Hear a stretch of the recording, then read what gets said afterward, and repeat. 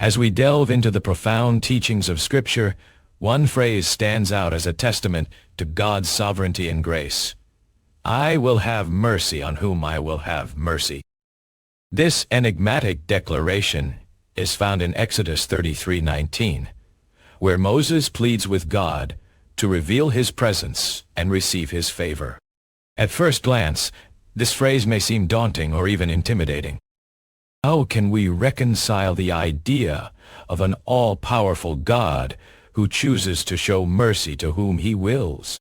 Is it a cruel fate that some are spared while others are not? However,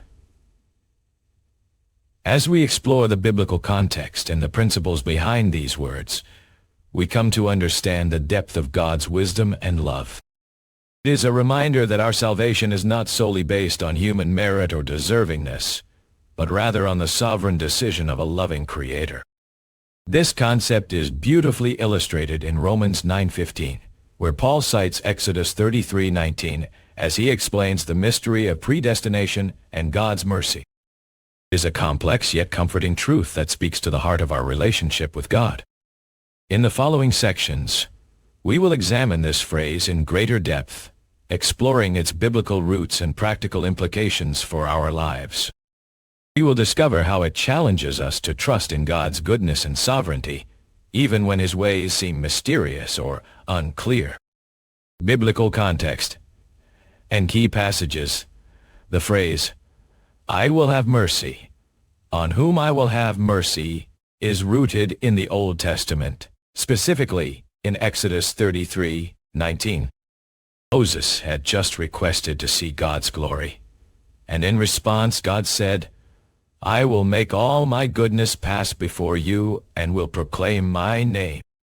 And I will be gracious to whom I will be gracious, and will show compassion on whom I will show compassion.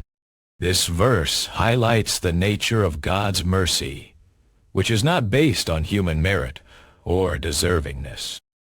Instead, it is a sovereign decision that reflects His character as a loving and gracious God. In the New Testament, Paul expands on this concept in Romans 9:15-16, where he writes, For he says to Moses, I will have mercy on whom I have mercy, and I will have compassion on whom I have compassion. It does not depend on human will or exertion, but on God who has mercy. This idea is further reinforced in Romans 11:5-6, where Paul notes that the Jewish people did not stumble into unbelief due to a lack of faithfulness, but rather because of their own unbelief. He quotes Exodus 33:19 again, emphasizing that God's mercy is not based on human behavior or performance. Exodus 33:19, Romans 9:15-16, Romans 11:5-6. Meaning and key themes. The phrase, I will have mercy on whom I will have mercy, speaks to the heart of God's sovereignty and love. It highlights that our salvation is not based on human merit or deservingness, but rather on the sovereign decision of a loving Creator. This concept challenges us to trust in God's goodness and wisdom, even when His ways seem mysterious or unclear. It reminds us that we are not capable of earning our salvation through good deeds or moral performance.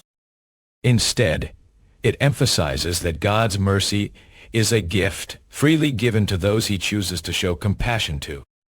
This understanding frees us from the burden of trying to earn God's favor and allows us to rest in His sovereign goodness. The phrase also speaks to the issue of fairness and justice. If God chooses to show mercy to some and not others, it may seem unfair or unjust. However, this perspective overlooks the fact that God's ways are higher than ours, and His understanding is beyond our comprehension. Isaiah 55:8-9.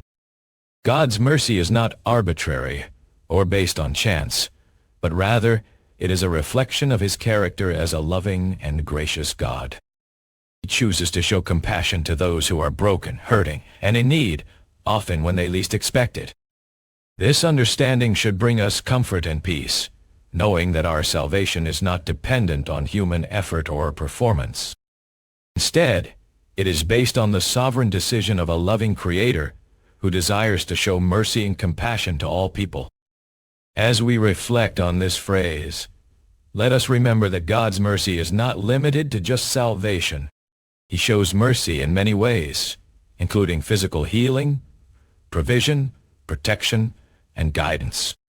May we seek to understand the depths of His wisdom and love, and may it transform our lives as we trust in His goodness. Practical application today: the phrase, "I will have mercy on whom I will have mercy," has significant implications for our daily lives. It challenges us to live with a sense of humility and dependence on God's sovereign plan. We should strive to cultivate a deep trust in God's goodness, even when we don't understand His ways. This means that we must be willing to surrender our own plans and desires, embracing the mystery of God's sovereignty. When faced with challenges or difficulties, let us remember that God's mercy is not based on our performance or deservingness. Instead, it is a gift that He freely gives to those who trust in Him. This understanding should bring us comfort and peace, allowing us to rest in God's sovereign goodness, even when we don't know what the future holds. Practically apply this concept by trusting in God's sovereignty and mercy, even when faced with uncertainty or difficulty.